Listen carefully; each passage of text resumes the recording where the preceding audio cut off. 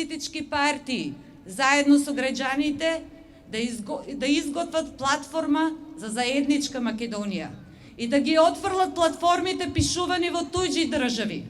Бараме од политичките партии во преговорите да не помислуваат да усвојат владина програма која не би била изгласена од граѓаните на избори. Бараме од партиите, а посебно од ВМРО ДПМН и од СДСМ, да не допуштат да се гласа во собранието законот за двојазична Македонија, затоа што тоа ќе биде вовед во редефинирање на Македонија.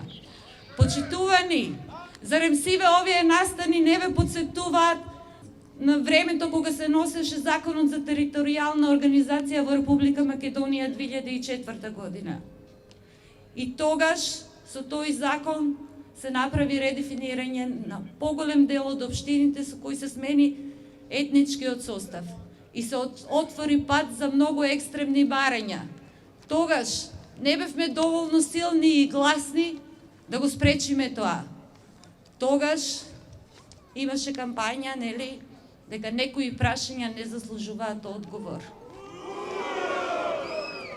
Почитувани, да покажеме дека прашањата заслужуваат одговор, сите прашања, и да не дозволиме да им помине и овој пат.